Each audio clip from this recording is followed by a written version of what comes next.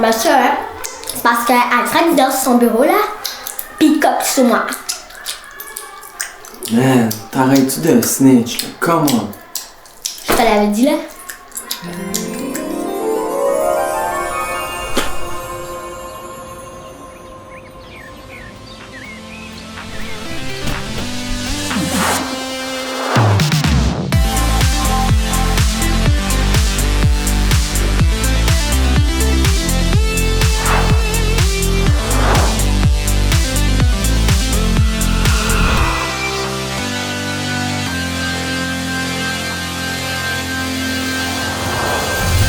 Salut tout le monde et bienvenue à... C'est plate! Puis non seulement c'est plate d'être confiné à l'intérieur de notre maison, mais en plus, faut que je trouve la motivation de faire mes exercices de maths pis de sciences. C'est lourd. J'imagine que pour toi aussi, ça doit pas être facile de trouver toujours la motivation de faire tes devoirs.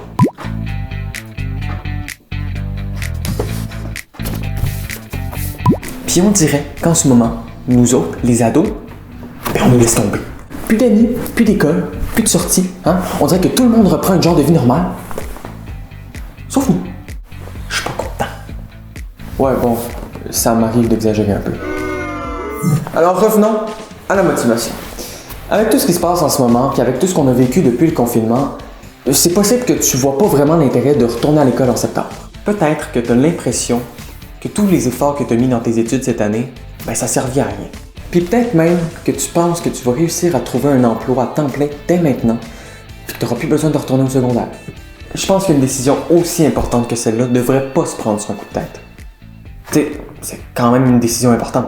Et tu le sais pas, mais peut-être que l'école qui va être proposée en septembre va être complètement différente de celle que tu as connue. Tu sais, peut-être qu'elle va être mieux adaptée à tes besoins. Moi, je vais te dire ce que je fais pour garder la motivation, malgré que j'ai vraiment pas le goût de faire mes exercices. Puis tu vas voir, ça marche vraiment bien. Alors tout d'abord, j'arrête de me mettre de la pression pour rien.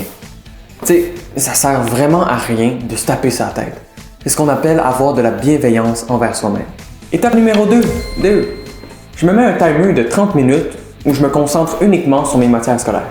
Puis quand j'ai fini, je peux relaxer.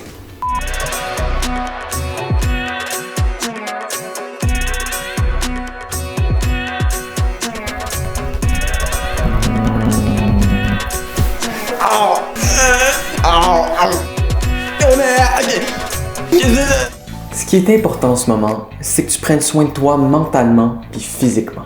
Attendons quelques semaines avant de prendre des décisions qui pourraient avoir un impact majeur sur ta vie. Sur ce, c'est tout pour moi. Puis oublie pas que tu peux m'écrire.